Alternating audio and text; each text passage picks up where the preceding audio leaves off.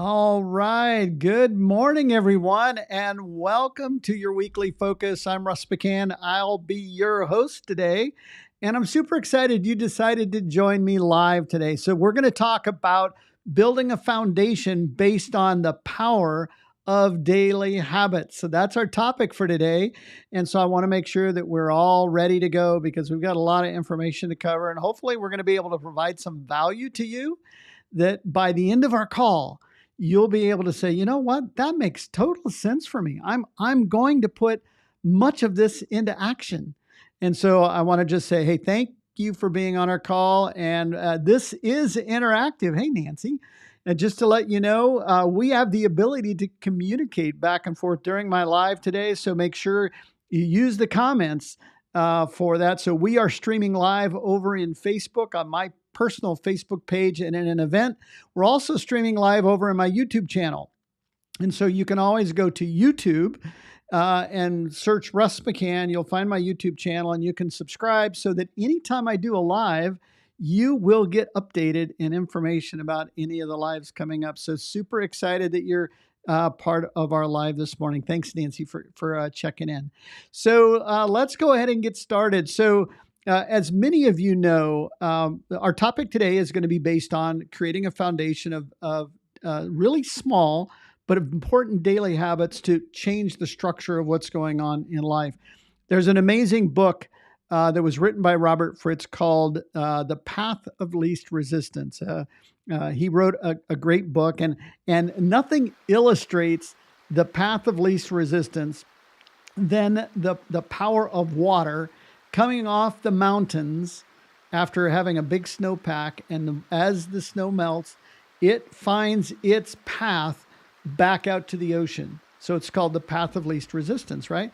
And water is a great illustration of that because it finds its way, right? So as the water is going down the streams, it's navigating the low point, navigating around rocks. Some of the water goes to the right of the rocks, some of the water goes to the left. But what determines that is the underlying structure of the riverbed and the mountains itself, right? So if the water is going to change, it needs to have some resistance. So that path of least resistance, the water will find its way out and out to the ocean. And I love this illustration. One, if you listen, you can actually hear the water coming down the stream. But as I said, the water and us as individuals, we find our path of least resistance. And so feel free, as I'm going through my topic today, if you have any comments or questions or thoughts or, hey, something inspired you, please drop a comment in the chat so that I can bring it on screen. As I mentioned with Nancy, I'm able to do that. It's interactive, so make sure that you take full advantage of that. And if you're watching this in recording, please drop in your comments. They're always so helpful. It inspires me to keep going and sharing my messages. So again, make sure that you utilize that. So back to our topic, we're talking about habits and the path of least resistance. In our own life, that happens a lot. We don't like conflict. And so sometimes we avoid conflict at any cost. And so we, if we know that somebody's going to be there that we have a conflict with, we'll probably avoid going to that event. It could be a wedding, it could be a funeral, it could be a family barbecue or whatever. But if we have an issue, we're going to take the path of least resistance. In our own life, I'm a health coach and I help people focus on creating daily habits as it relates to what they eat and exercise and sleeping better and whatever. And so sometimes even in our own health journey, we take the path of least resistance. So if we go to a wedding and, we're really focused on our nutrition plan, we know that the food at the wedding is going to be not so good. We sometimes will cave into the situation rather than being true to our own goals. And so we'll cave in for the day because we don't want someone to say something or to draw attention to the fact that we're not eating a wedding cake, right? So that's really, really important. But if we want to change the structure of anything going on in life, any habit, if we want to, if we've got some bad habits, we're maybe eating poorly, maybe we're not going to the gym, maybe we're not drinking enough water, maybe we're not getting enough sleep, And so we want to change the structure or the path of our life and our habits and stay true to what it is we want to accomplish. We may need to change the underlying structure. So a good example of that is as the water's coming off the mountain, sometimes you'll find a dam is built to protect the city, right? So they change the structure of the river coming down to hold the water in the dam, and they divert the water a different direction. I'm showing a picture of the California waterways. So California is got a lot of these diverting canals that divert water from where it would naturally go to an organized pattern that allows the farmers to get the water that they need. And that's why California is so rich with agriculture, because of the diverting water canals that were built. And so, what I wanted to just really kind of share with everybody today is that as we're creating new habits and as we're creating a new structure, we may need to do something different, right? So, if we want things to change, then we need to change some things, right? And if it's going to be, if it's really going to happen, it's going to be up to me. No one's going to change my own habits and my own thought processes other than me. So I think that's such a powerful part of what we do. So I'm going to share a couple of tools for you today, because I want, at the end of it, I'm going to give you some homework. And I want you to begin to identify and think about a new habit that you would like to create that would enhance your life. Now, it doesn't have to be health related. It could be relationship related, or it could be career related. Whatever it is, I want you to be thinking about that now. If there's something in your life that you would really like to change, or enhance or improve, maybe even think about the new year coming around. There's some new goals around 2025, right? And so some of what I'm going to share with you will be very practical for you in creating your long-term goals. But right now, I want to keep it super, super simple. So like most things in life, sometimes in order for things to change, we need some help. We need a reminder that we want to change some things. So here's a really good illustration off my shoulder over here. And that is, at the very beginning, to have a visual cue, something that reminds you, okay, today is different because I made a commitment that I'm going to go to the gym. All right, I'm going to start going to the gym Mondays, Wednesdays, and Fridays.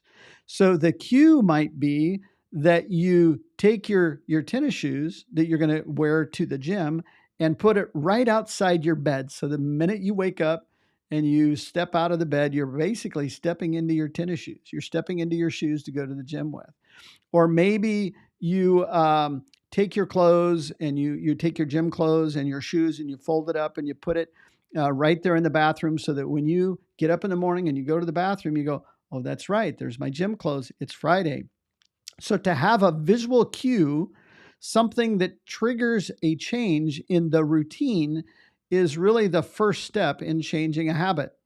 And then once you have that cue and you say, okay, great, now I've got my shoes on, I've got my clothes on, I'm going to go to the gym. The routine is that you're going to drive to the gym. You might have a personal trainer that's meeting you there at a specific time. If not, find a buddy to do this with. This is really good at holding you accountable, because this buddy, you're not going to want to stand up the buddy who says, I'll meet you there at 5 a.m., right? Because you don't want them to be there at 5 a.m. when you kind of slept in. So change the routine. And so you're going to have a routine when you go to the gym. You might start with some stretching. And then maybe you might do some cardio, maybe do some treadmill or elliptical. Then maybe you might be doing some weights, maybe you have a leg day, or you have an upper body day. Or maybe you're doing a Zumba class. I think this is so critical, is to find part of the routine should be fun. If you're going to change a habit, it needs to be something that you want to do, right? And so find a way to make it fun, create a game out of it. And then, so you've got a cue, you've got your shoes, you've got your clothes, you've gone to the gym, you've done your routine. And then what happens after that, right? There should be a reward, right? The reward for doing all of this amazing work and having all this fun and changing your routine, there should be a reward, right? Now, if it was Denise, she'd be saying, hey, the reward should be, if I do this for a certain number of days, you're going to give me $1,000, right? It's like, well, hey, let's keep the reward simple to begin with, because the reward should be, I feel better, right? I have more energy. And so, hey, Ron and Deb, thanks for joining me. I pulled up your comment. I didn't say anything about it. Oh yeah, no, super excited. But again, you've got the cue that's got the change, and then you've got the routine, which is the path, the habit that you're wanting to create, and the reward should be used. You should celebrate an increase in energy. Endorphins kick in. You're going to feel amazing. So there's lots of benefits and rewards to doing this new habit and this new activity, right? And so, and I'm going to address something because I think this is very, very simple at the simplest level, but I want to expand it a little bit. And that is this. So instead of having just the cue and the new routine, which is the actions that you're putting into place, and the reward of the instant reward of feeling better and the benefits of doing what it is you're doing. Actually, most of the time when we're wanting to change a habit, we're changing a habit because we feel that would be a benefit to our life. So we want the benefits to be immediate. But think about it this way, that over time, you will be able to create an investment in your long-term future, enhance your life. Because if you work out to this degree, Monday, Wednesday, Friday, and this becomes a new habit, it becomes a new pattern, then guess what? Over time, you're going to stay healthy. You're going to build strength. You're going to be at a healthier weight. You're going to have more energy. You're going to interact with other people that are doing what you're doing, and you're going to surround yourself with people who reinforce the long-term goal for you in your life. There's a phrase that says, organize your life around the things that matter most. You're going to hear that a lot on our weekly focus. Organize your life around the things that matter most to you. And that's what we're talking about, is changing your daily routine so that your life really makes a meaningful difference. I've got to find a way to hang on. I'm going to hit that. I hit snooze on my alarm early. So now it's off. We're not going to be interrupted anymore. But think about it this way, is that ordinary effort over time yields extraordinary results. And I'm never more reminded than that in a book called Atomic Habits. Put in the comments if you have read Atomic Habits, or maybe you even own it and you've been reading through it. It's written by James Clear, an amazing author. I've had the privilege of hearing him speak. And in the book Atomic Habits, he talks about that it's the little things, the atomic habits, the little things that we do over time consistently will create an extraordinary outcome or result.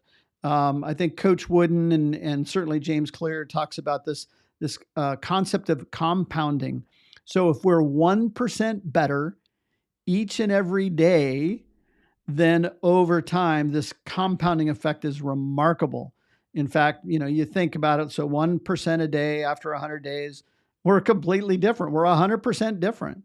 But when you think about it in terms of compounding, like the penny example, where you take a penny and double it every day, and after so many days, you have millions of dollars, right? Well, that happens in this habit of creating new habits, because 1% better every day. I think the calculation is that at the end, you'll be 37 times better than you are today. So take you and your life and make it 37 times better. That's a 37x. That's going to be very, very impactful in your life. So we've been talking about, in fact, James Clear talks about that in his book, that there are 4 laws of behavior in order to make meaningful change. One is make it obvious, right? Identify the cues that trigger your behavior. So think about it. I've used this example before, but let's say you every night after dinner at around 7:30, you go and sit in your easy chair. You turn on the TV, and the routine that you've been in, the habit, is that you have a bowl of ice cream with some popcorn. All right. Or maybe you're munching on some candy or whatever, but that is a routine. That is a habit. It may not be a good habit that serves you, but it's nonetheless a habit. And so if you identify the cue might be to move your chair or get rid of the chair entirely. So there is no place to sit, right? So you need a cue that triggers a thought to say, oh, that's right, I moved the chair because I wanted to change my routine. So number one, the 4 laws are: make it obvious, make it attractive. So find ways to make good habits more appealing, right? So maybe instead of sitting in the chair because we've gotten rid of the chair, we just go for a walk instead.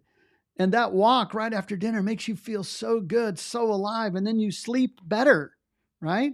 So again, make it attractive, make it easy. Don't do something overly hard. Moving the chair is pretty easy, right? Setting the tennis shoes out next to your bed, that's pretty easy, right? Don't make it difficult. And you know what? At the end of the day, you want to make it satisfying. So have that immediate reward that reinforces those habits. So here's the deal, right? So let's say you've made this goal, this habit that you want to create is going to the gym Monday, Wednesday, Friday. And so you've got everything all set in place. But guess what? There's going to be obstacles along the way, right? Yeah, it's going to rain. It's going to be cold. Maybe you can't get your car started, right? The battery's dead and now you can't make it on that day.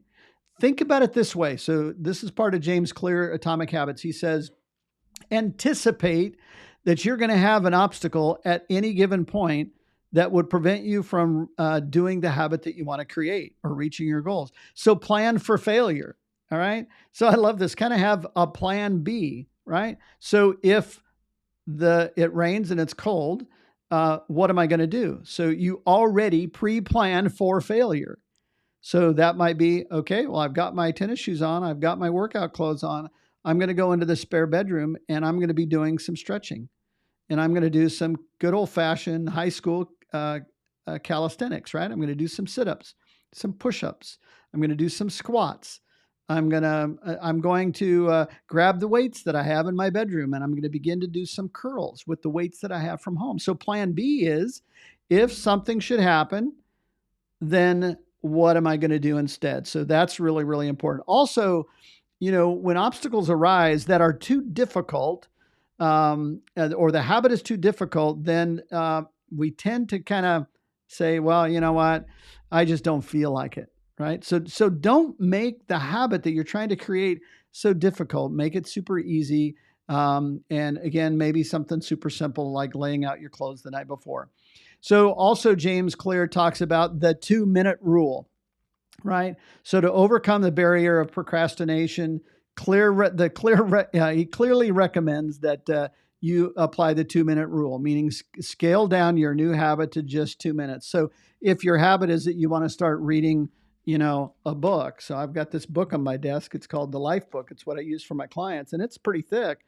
But if my goal is to begin to do more reading, don't make it difficult. Read for 2 minutes, right? Commit to doing 2 minutes, read a page or two in 2 minutes. And again, because you've made it simple to begin with, and maybe your cue, what would be a cue for reading a book, right? So the cue might be to grab the book and put it next to your nightstand. But just putting it next to your nightstand might not be enough of a cue. Maybe if you take medications, maybe put your medications right on top of it because you never miss your medications before you go to bed, right? Or maybe you put your toothbrush on top of the book because you never go to bed without brushing your teeth, right? So again, it's really important that you don't make things too difficult. And, the big thing is being consistent. So you are going to have obstacles. You are going to have things that get in the way. You are going to have things in your own thoughts and minds that are going to go, I don't feel like it. You know what? If you plan for what happens when I don't feel like it and you find a way to power through anyway, I can tell you once you get started, you're going to be glad you did, even though you didn't feel like it. There are a lot of days when I don't feel like doing something, but once I start doing it, I realize, wow, look at all the benefits of the fact that I did this. I read the book and I can't believe of what I learned, right? Or I went to the gym and I can't believe how great I feel. Or I ate my healthy meal even when I wanted pizza and beer, but I decided to eat a salad with some grilled chicken and I feel better for it, right? So be consistent in what it is you do every day. And you know what? If the goal or the habit that you're trying to do is too hard, then dumb it down, keep it simple. Keep it super basic. And I want to tie everything we're talking about today is about creating healthy habits, actually creating habits in general, not just healthy habits. I think that's kind of my focus as a health coach. But think about it in terms of your habit that you're trying to create, tie it to your identity, right? So at the very beginning, sometimes when, let's say we're wanting to go to the gym to be stronger and to be healthier and be more physically active, At the very beginning, we feel a little intimidated, right? Because we go there and there's all these guys with muscles and the girls with their tight little spandex, and they're looking good, and we're not there yet. They've created the habits, they've done the discipline, they've been consistent, so they're reaping the reward. We just aren't ready for that reward yet. But when you tie it to your identity, like just thinking about it is, I am a person who loves to exercise, and you tie it to your identity, or maybe you see yourself as a healthy, fit, active individual. I am healthy and fit, kind of affirmations a little bit, right? But everything that we're doing that should be meaningful and long term should be tied to creating a new version of ourselves, our new identity. So let's say you struggle a little bit with road rage, right? Anybody out there struggle with road rage? I have over the years, certainly when I was younger, but as I've gotten older, I've gotten a little bit more patient and more mellow. And I realized that, that guy that just cut me off, he may, be taking his wife to the hospital because she's pregnant. So I come up with a story in my head that says, hey, I'm really sorry. I should have made room for you. Right. So, but when you tie it to your identity and say, you know what, I'm just a kind individual. They have a lot of things going on, and I hope I can help them. I hope by me pulling back and letting them squeeze in, I can enhance their day a little bit. So again, tie your habits to your identity. And then last but not least, I want you to develop and begin to track you and become accountable to your new habit. So it takes 66 days on average to create and establish a new habit. There was a study, I think it was out of London, that they took a look at thousands of people who were establishing new habits. And on average, it took 66 days for that habit to be established as a new habit, to break the chain and break a new routine. And this can be really frustrating because you're going, wow, it takes 66 days. And here, on day 4 or 5 of my new healthy meal plan, I'm falling off plan already. Guess what? It takes 66 days in a row to establish a new habit. So does that mean that you just throw the habit away? No, you just start over on that habit and reset the clock and become more disciplined in terms of the cue, reward, result, and then tie it to who you are and who you are becoming.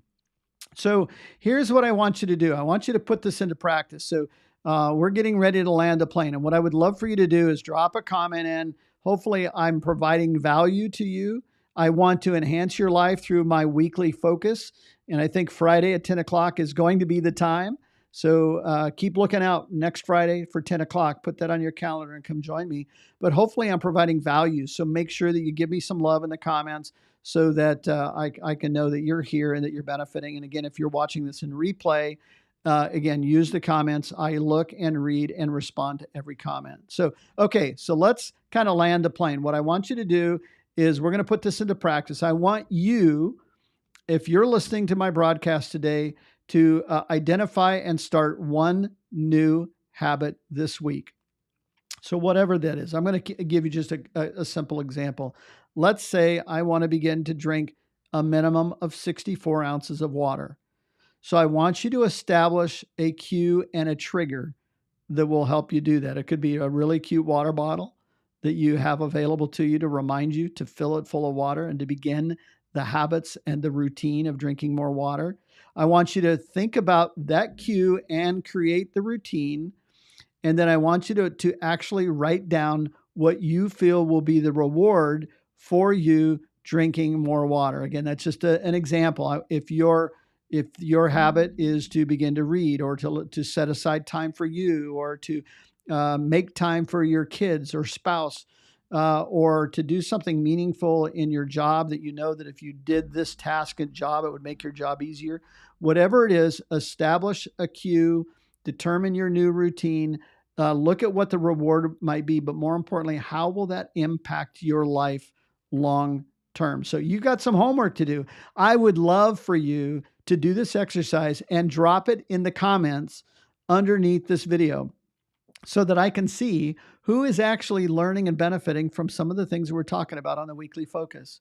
So again, My goal is to enhance your life in some meaningful ways so that when you look back in life and you go, wow, look how far I've come. Look at the person I've become. Look at what's happening in my life that's happening in such a positive way that you look back and go, you know what? There was a decision I made at some point to create a new habit. And I remember listening to a broadcast many years that I don't know who that guy was, but he was sure smart. So that's my goal, is to leave you with some impact that impacts your life. So here's a really great quote: 1% better every day.